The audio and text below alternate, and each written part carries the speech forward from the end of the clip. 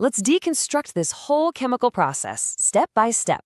Imagine leaving the traditional classroom completely behind for a minute. We're stepping right inside our virtual 3D chemistry lab. And the best part, in this highly detailed, totally safe digital space, we can zoom right in on our workbench. We get to watch these chemical transformations up close and personal without any of the real-world hazards. No safety goggles required for this explainer. All right, let's jump in. Phase 1, preparation, readying the elements. Okay, let's check out the exact inventory we've got rendered right here on our virtual lab table. First up, our primary subject. We've got this sleek, solid piece of magnesium ribbon. Next to it, just some standard sandpaper. And finally, our heat source, a classic burner. Go ahead and take a quick mental snapshot of these 3 items because we're about to put them to work. So let's actually set this 3D animation into motion. It's a pretty straightforward 2-step process. Step 1, as you can see, we grab that virtual sandpaper and vigorously scrub the surface of the magnesium ribbon to get it nice and clean. Once that's all prepped, we move right into step 2, carefully lowering the metal directly into the burner's flame to get the burn started. Now hold up, let's pause the animation right here. At the exact moment of ignition. I want you to really actively visualize this in your mind's eye for a second. When our simulated magnesium ribbon caught fire just now, did you happen to catch the color of the flame? What exactly happened to the lighting inside our virtual lab? Yup, absolutely. It was a brilliant, incredibly bright white flame.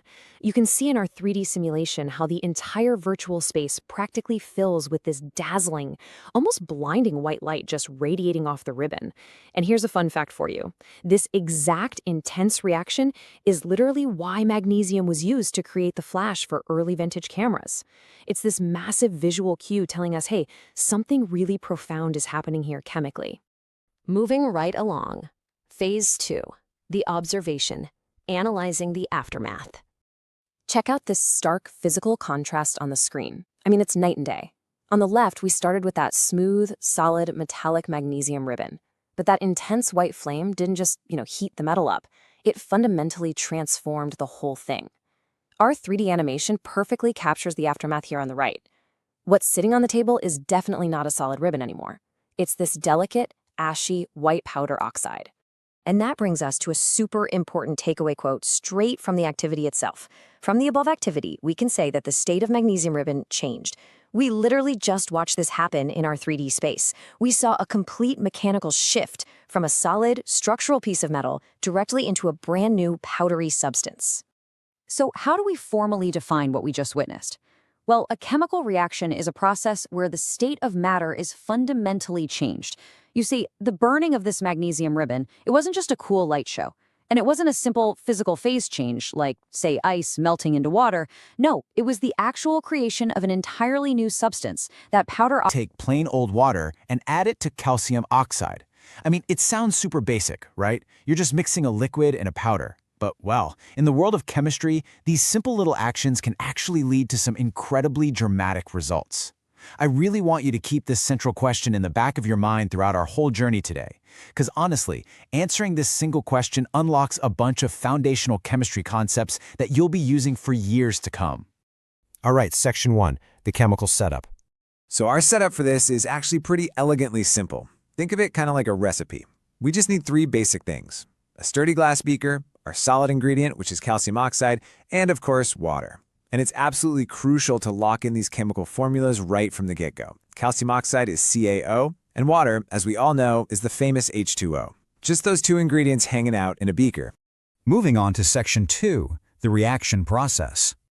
Okay, let's walk through exactly how we do this. First up, you grab your clean, empty glass beaker. Next, you carefully add the dry, powdery calcium oxide right into the bottom. At this point, it just sits there, looking pretty unassuming. But then comes step 3, you pour in the water.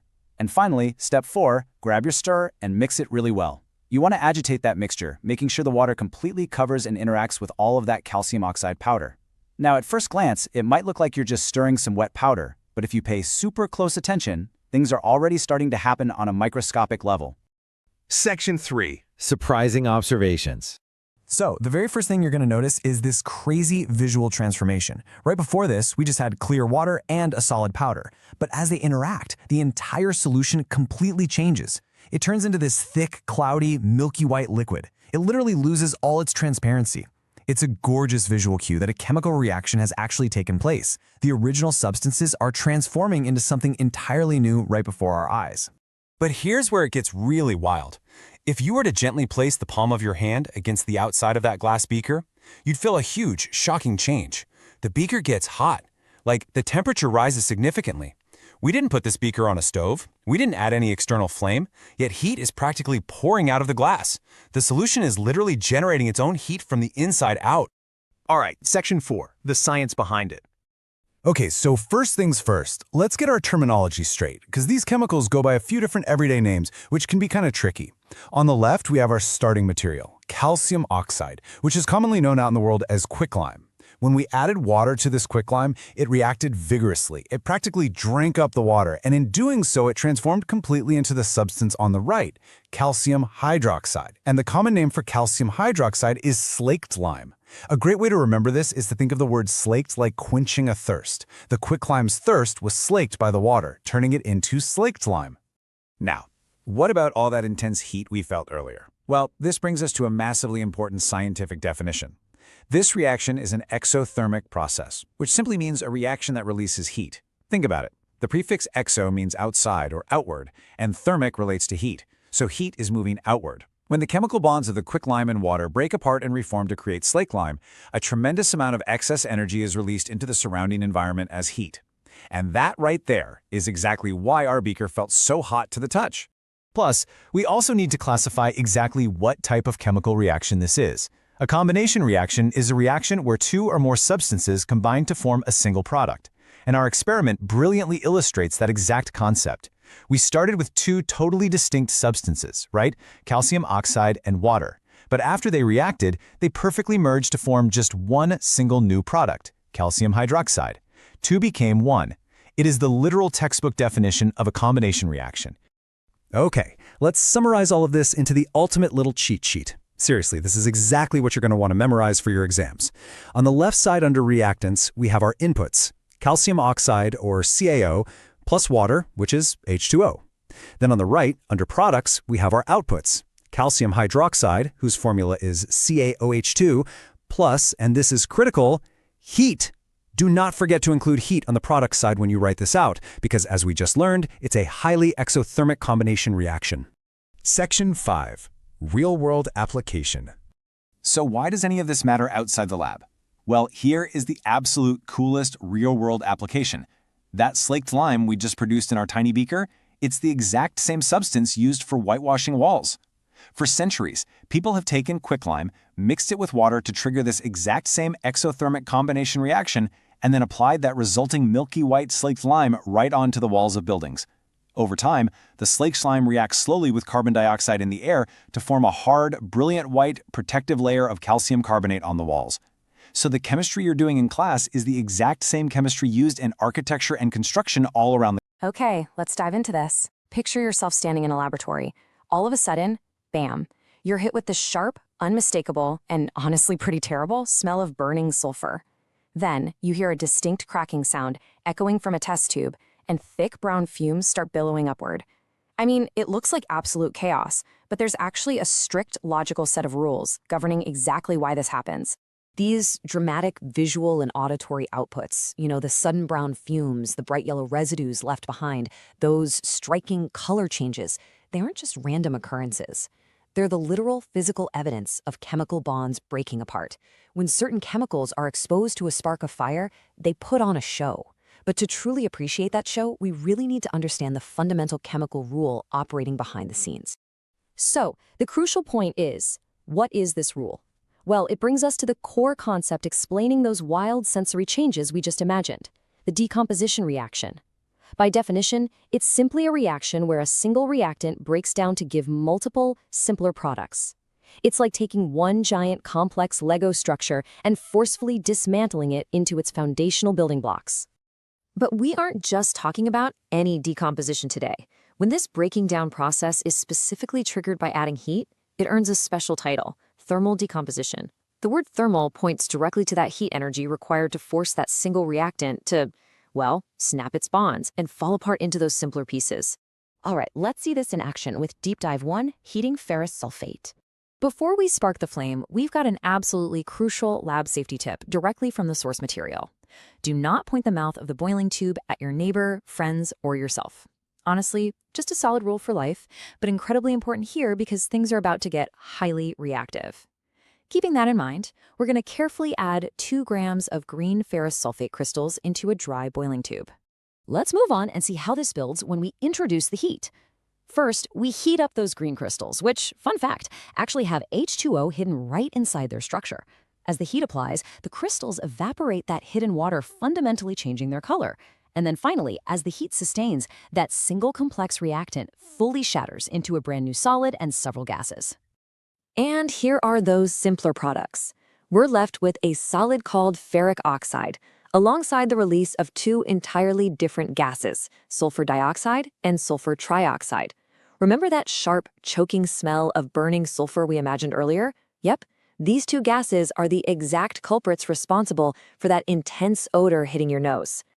Okay, let's keep the momentum going with Deep Dive 2, Heating Lead Nitrate. This time around, we're setting the stage not with green crystals, but with an unassuming white powder. Enter lead nitrate. Now, it looks completely stable, just sitting there in the boiling tube, but as we know by now, when we apply heat, thermal decomposition is going to forcefully reveal exactly what it's hiding.